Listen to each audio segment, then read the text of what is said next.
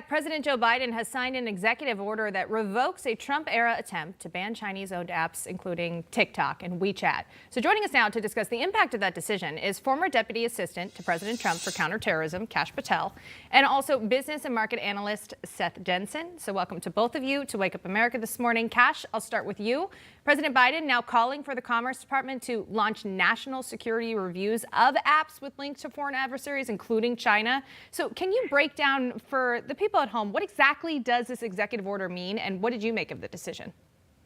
Well, first of all, this entire process has been done in reverse. What we did under President Trump when Rick Grenell and I were running the IC is we did the intelligence review first and made recommendations to the White House as to what's in the best national security interest of the American people. This is an example of a continuation of the politicization by the Biden administration of just doing the opposite of whatever President Trump did. It would have been one thing if he said, let's review the material that we have in our holdings now and see if this TikTok order is sufficient to continue. All he did was reverse it, and all it does is damage America's national security interest because it's publicly known that TikTok takes American people's personal private information and has the ability to sell it and exchange it with the Chinese government, which is one of the biggest national security threats we face. And Seth, that's what former President Donald Trump was warning, that these apps were collecting data, allowing the Chinese Communist Party access to Americans' personal information. Do you think the decision was purely political by the Biden administration?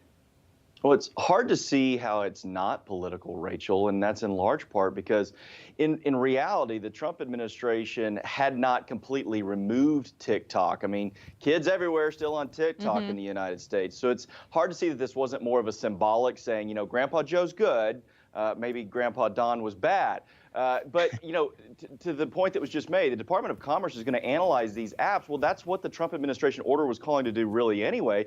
And there's over 11,000 apps that are going to be analyzed. So as we start to look at this and see what's going on, it really makes you really wonder what was the end game here other than just kind of saving some face.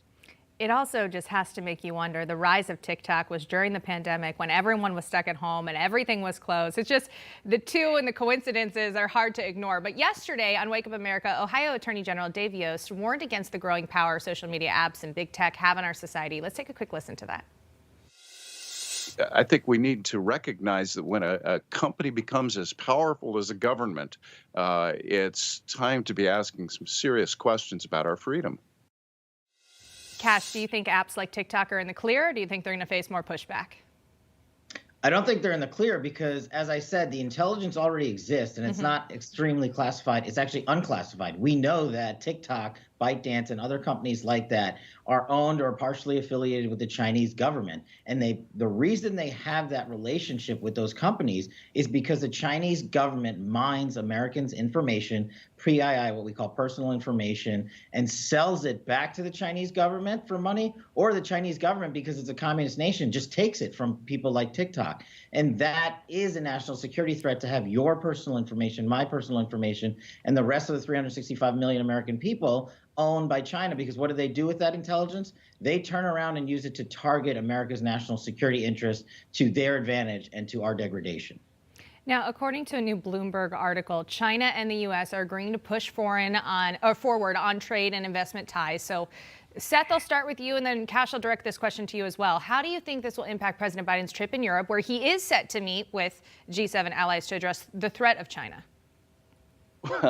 So we have a saying down here in Texas. It's not always a good thing when you're trying to ride two horses with one rear. And I cleaned that up a little bit for you, though, Rachel. So, you know, listen, I think what we're going to see here is the Biden administration talk out of both sides of its mouth, right? I mean, you're going to have one position when you're talking directly to China, and you're going to have another position when you're talking to the G7. I think the Biden administration is doing a couple things, but one of the key things here is he's probably trying to hedge his bet. He recognizes, and the administration recognizes, that we're in an inflationary period, and what we're going to need is Chinese goods to be cheaper. 25% tariffs are still in place, and I think that's one of the things that we're going to see played out here. Kash, real quickly, your thoughts? And I think that he hits it right on the head. One of the biggest hammers that we used under President Trump was tariffs. And one of the biggest hammers that the Biden administration is not using is tariffs against the likes of China and Russia. And these meetings with the leaders of China and Russia and other folks over in Europe are going to show the stark contrast between President Trump's powerful approach to national security and Joe Biden's political approach to national security. That is, if he can get the cicadas off of Air Force One so he can move around. The cicadas are concerning, though. Someone who is personally alarmed by them. No. Kash Patel, Seth Denson, thank you so much for joining us this morning. Thanks, Rachel. Hey, I'm Rob Finnerty. Thanks for watching. If you enjoyed this video, please join the conversation in the comments below. Don't forget to subscribe, too. Hit the bell icon to be alerted to breaking news. And remember, there's a whole lot more on Newsmax TV, America's fastest growing cable news network. Newsmax TV, we're real news for real people.